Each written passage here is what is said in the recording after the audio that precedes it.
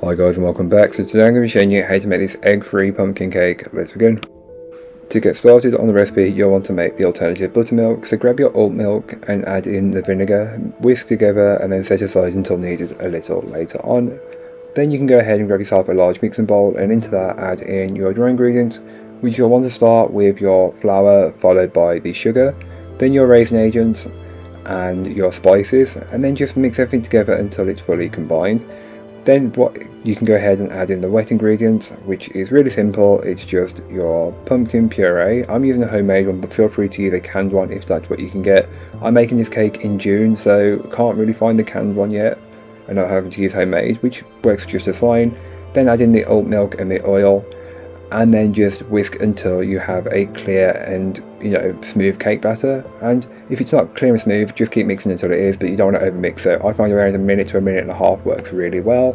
Then give the bowl a good scraping down, and this is just to incorporate any bits that may not have been fully worked in from earlier on, so don't forget to get the top and the bottom of the bowl, as this is normally where it catches for me. Then you can go ahead and divide the cake batter between 3 6-inch cake tins, which have been lined with some parchment paper on the base.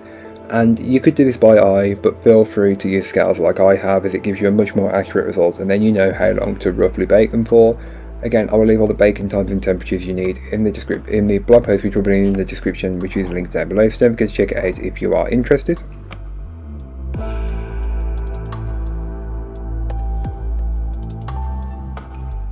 So to make the Swiss meringue buttercream, grab yourself a heat-proof bowl, which is around medium in size, and add in your egg whites followed by the sugar and whisk together until they are very well combined. It will be a kind of gloopy mix, and this is what you're looking for, so just keep that in mind.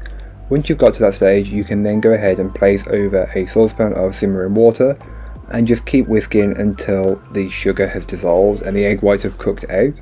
And this is completely normal in what you're looking for, and as you keep whisking, you'll notice that it thickens up and it becomes whiter, smoother and glossier. Transfer that into a standard stand mixer and just add the whisk attachment and keep whisking until you get this kind of marshmallowy meringue mixture, and this is what you're looking for. Once you've achieved that and you can touch the bottom of the bowl, you can then go ahead and add in the chunks of butter and just add in the butter chunk by chunk until it's fully incorporated. You will notice the mixture goes from white to quite yellow, but this will alleviate as we keep whisking. So add in your butter and just keep whisking, and it should become a slightly more pale yellow or an off-white. This is what you're looking at. Then you can add in your flavouring. I'm using vanilla, but feel free to add in whatever you'd like. Then you can just keep whisking until it's fully incorporated, and it should be smooth and look somewhat good. Once you've got that, you can then add in your maple syrup and just keep the mixer going, and this will incorporate and it will take on a slightly more beige colour, and this is completely normal in what you're looking for. Then give the bowl a good scraping down, and this is just to incorporate any bits that may not have been fully worked in from earlier on. So when it comes to the decorating, you can go ahead and grab your plate, board or stand and place a small amount of buttercream into the centre, pressing your first layer of cake down to secure it in place. Then pipe blobs of buttercream around the outer edge of the cake, filling the centre with the same buttercream, but you don't need to pipe it if you don't want to.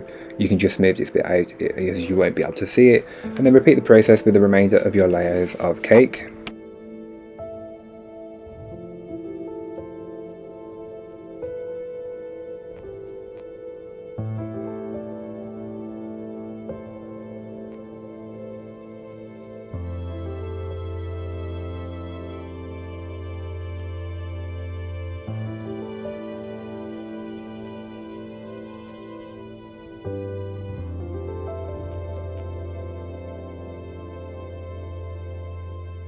So when it comes to finishing the cake, I just pipe on top of the cake completely. I have enough buttercream left, so I just wanted to keep it really simple.